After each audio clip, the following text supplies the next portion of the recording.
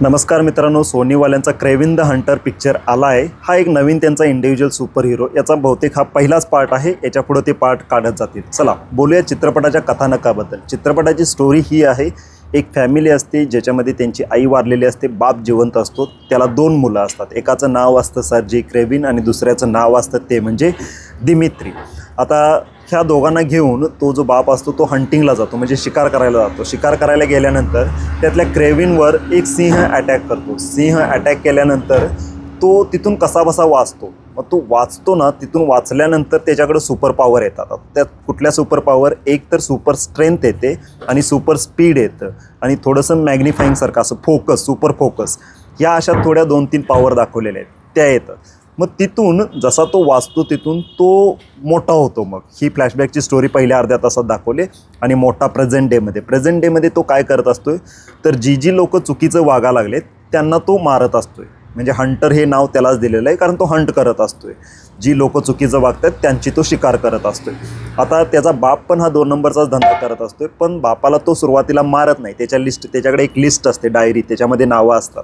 त्या सगळ्या नावांना तो व्यवस्थित मारत असतो, पण तो बापाचं नाव त्याच्यामध्ये असतं, पण सुरुवातीला तो मारत नाही, पण शेवटी तो बापाला पण मारतो। आता बाकी 1-2 ट्विस्ट आहेत बापाला मारायच्या आधी, एक त्याच्यापुढे एक सत्य येतं आहे आणि शेवटी याचा जो भाऊ असतो ना त्याच्याकडे काही सुपर पॉवर वगैरे नसतात आणि बाप त्याला लायक पण समजत नसतो, ज्याचं नाव दिमित्री असतं। पण शेवटी त्याच्याकडे ना त्याच्यामध्ये चेंज येतो, त्याच्यामध्ये एक वेगळीच पॉवर येते। ती कुठली पॉवर, तो एका न्यूयॉर्कचा डॉक्टर त्याला देतो। ती पॉवर तुम्ही चित्रपटामध्ये बघा। ओके, आता चित्रपटाच्या पॉझिटिव्ह आणि निगेटिव्हबद्दल बोलूया। चित्रपटाचं पॉझिटिव्ह म्हणायला गेलं तर फक्त यातली ॲक्शन इतकंच, बाकी पॉझिटिव्ह याच्यामध्ये इतकं काय वाटलं नाही। आणि तो आपला हिरो जो आहे तो ह्यू जॅकमनसारखा दिसायला लागला आहे, म्हणजे बॉडी जरा असं वाटते। बाकी चित्रपटातले ॲक्शन म्हटलं तरी पण 3 ते 4 सीन आहेत। एक पहिला जो जेलचा सीन, दुसरा तो रायनो म्हणजे विलनबरोबर अटॅक जेव्हा होत असतात, सगळे रानगेंडे एकत्र येतात तो अटॅकवाला, आणि सिंहाचा सुरुवातीचा एक सीन, असे एक 3 ते 4 सीन आहेत, एवढेच। बाकी नवीन अशी ॲक्शन काय बघायला मिळत नाही।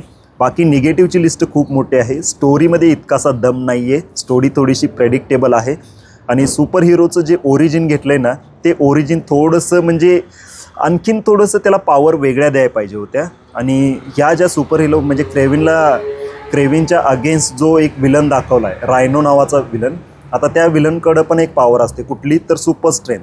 आता तो रायनो पूर्णपणे कॉपी केलेला वाटतोय आपला फॅन्टॅस्टिक 4मधला।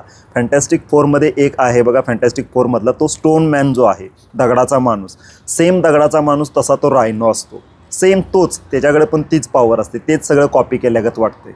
आणि चित्रपटाचे सीन अधूनमधूनच कट होत राहतात आणि विलन येतात, मरतात, लगेचच मरतात। एक तर विलन इतका पॉवरफुल हिप्नोटाईजवाला असा दाखवला आहे, पण त्याला क्रेविन मारू शकत नाही, पण दुसरी येऊन मारते त्याला, म्हणजे हे थोडंसं इलॉजिकल वाटतं। आणि चित्रपटाचा पहिला पार्ट एंड केला आहे एखाद्या ट्विस्टवर, त्याच्या भावाबरोबर झालेला ट्विस्ट। चित्रपटाचा सेकंड पार्ट येणार। आता सोनीवाले या सुपर हिरोला थोडंसं एक्सप्लोअर करतील। बाकी OTTवर तुम्ही बघू शकताय, थिएटरमध्ये जाऊन एन्जॉय करण्यासारखं असं काय नाही आहे, एवढंच सांगेन तुम्हाला। बाकी तुम्हाला ॲक्शनच खूप जर बघायची आहे तर तुम्ही दुसरे आपले मार्वलचे किंवा आपला वेनम बघू शकताय।